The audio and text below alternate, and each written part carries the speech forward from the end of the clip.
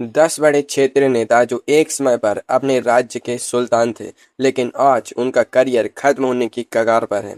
आखिर इनके साथ ऐसा क्या हुआ? और दोस्तों, नंबर 1 वाले की कहानी सुनकर तो आपका भी दिमाग हिल जाएगा। नंबर 10 पर आते हैं छत्तीसगढ़ के पूर्व मुख्यमंत्री भूपेश बघेल जी। एक समय था जब पूरे छत्तीसगढ़ में सिर्फ इनका ही सिक्का चलता था। हर चौक चौराहे पर छत्तीसगढ़िए कका के नारे गूंजते थे और बघेल जी का टसन ऐसा था कि दिल्ली के बड़े बड़े छत्र भी इनके आगे पानी भरते थे। लेकिन फिर आया भ्रष्टाचार का ऐसा बवंडर कि पासा ही पलट गया। महादेव सट्टा ऐप का झटका ऐसे लगा कि कका की पूरी बादशाहत ताश के पत्तों की तरह डे गई। इस एक स्कैम ने इनकी साफ सुथरी छवि पर ऐसा दाग लगाया कि चौबे जी छब्बे जी बनने गए थे और दुबे जी बनकर लौट आए। 2023 के चुनाव में जनता ने ऐसा तगड़ा करंट दिया कि काका के सारे रणनीतिकार सन्न रह गए। जो बघेल जी कभी पूरे राज्य के एकलौते सुल्तान बने बैठे थे, आज उन्हें अपनी राजनीतिक जमीन बचाने के लिए नाकों चने चबानी पड़ रहे हैं। कड़ाके की इस राजनीतिक धूप में इनका वजूद आज तिनके की तरह बिखर चुका है और कानूनी दांव पेच ने इनकी रात की नींद और दिन का चैन छीन लिया है। अभी तो यह सिर्फ शुरुआत है दोस्तों। आगे एक ऐसा नाम आने वाला है जिसने दूसरों से दुश्मनी मोल लेने के चक्कर में खुद अपने ही पैरों पर कुल्हाड़ी मार ली। नंबर 9 पर आती हैं जम्मू और कश्मीर की महबूबा मुफ्ती जी। एक दौर था जब घाटी की राजनीति में इनका एक इशारा ही हुक्मनामा बन जाता था। महबूबा मुफ्ती जी ने सत्ता के गलियारों में ऐसी चाल चली कि धुर विरोधी बीजेपी के साथ मिलकर सरकार बना ली।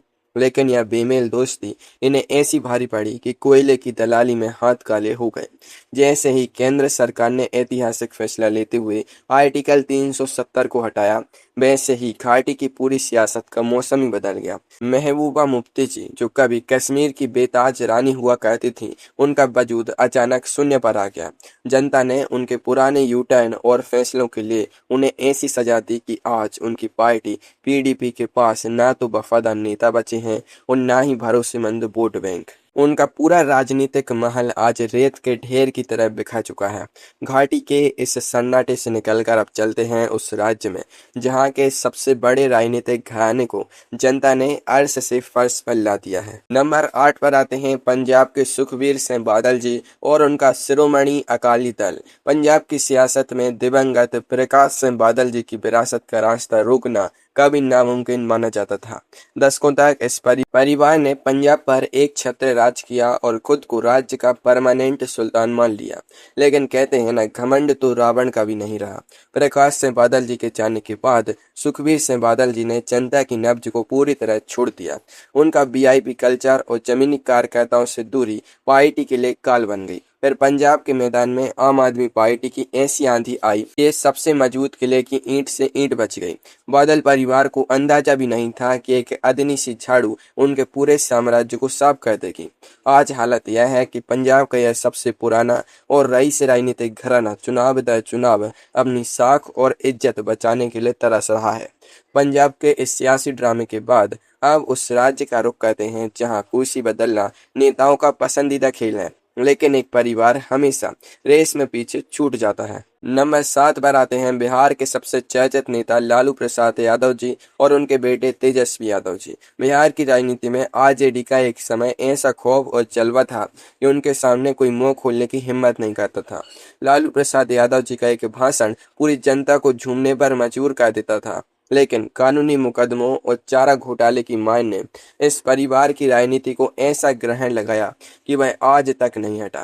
तेजस्वी यादव जी ने युवाओं को साधने की कोशिश तो पूरी की, लेकिन नीतीश कुमार जी की पलटी मार राजनीति ने उन्हें हमेशा आसमान से टपके और खजूर पर अटके वाली हालत में लाकर छोड़ दिया। बेचारे तेजस्वी जी हर बार दूल्हा बनने की तैयारी करते हैं, लेकिन ऐन वक्त पर बारात कोई और ले जाता है।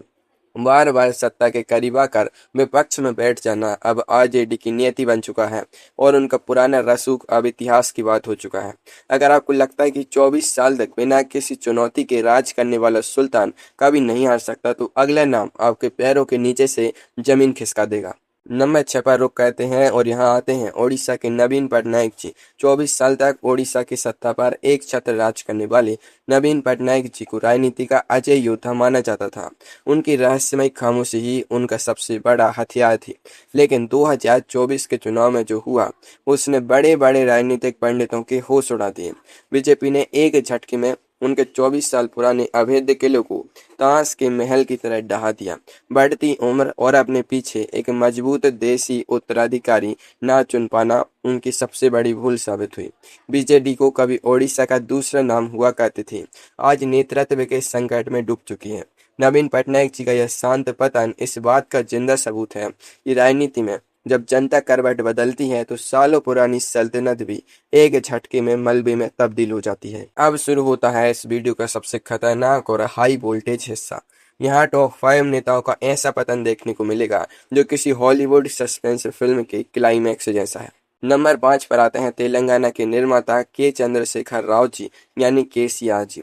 आंध्र प्रदेश से अलग कर तेलंगाना राज्य बनाने वाले इस नेता को ऐसा मुगालता हो गया था कि अब इन्हें गद्दी से कोई माई का लाल नहीं हटा सकता। केसीआर जी ने जनता से दूरी बना ली और सचिवालय की जगह अपनी आलीशान फार्म हाउस से सरकार चलाना शुरू कर दिया। उनका यही अहंकार और उनका अंधा परिवारवाद उनके पूरे साम्राज्य के अंत का कारण बना। कांग्रेस और बीजेपी ने मिलकर उनके इस घमंड को ऐसा तोड़ा कि ढोल की पोल खुलकर सामने आ गई। जो केसीआर जी कभी दिल्ली की गद्दी पर बैठकर देश का प्रधानमंत्री बनने का हसीन ख्वाब देख रहे थे, आज उन्हें अपने ही राज्य में कोई पूछने वाला नहीं है। उनकी पार्टी बीआरएस का वजूद अब तेलंगाना के नक्शे से पूरी तरह मिटने की कगार पर आ चुका है। लेकिन इससे भी बड़ा झटका तब लगता है जब देश के सबसे बड़े राज्य की एक कड़क और ताकतवर रानी अचानक सीन से ही गायब हो जाती है। नंबर 4 पर आती हैं उत्तर प्रदेश की मायावती जी। एक समय था जब देश के सबसे बड़े सूबे उत्तर प्रदेश में मायावती जी का एक इशारा बड़े से बड़े आईएएस और आईपीएस अफसर को कांपने पर मजबूर कर देता था।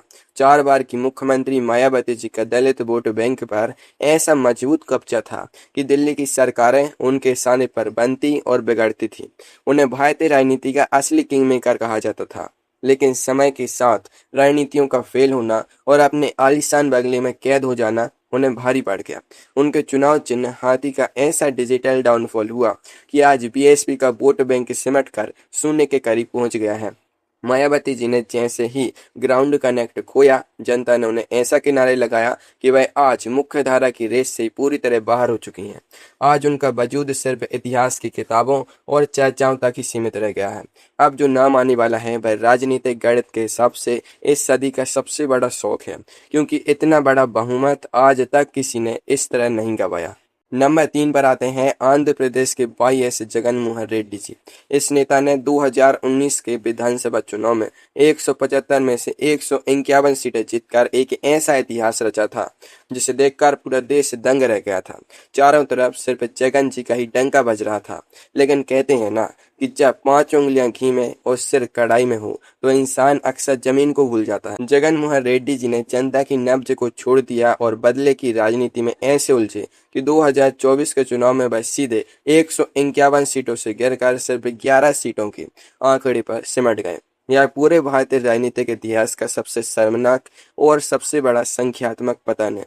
एक ही झटके में पूरी सल्तनत का मिट्टी में मिल जाना जगन जी के लिए एक ऐसा सबक है जिसे वह चाहकर भी अपनी जिंदगी में कभी भूल नहीं पाएंगे।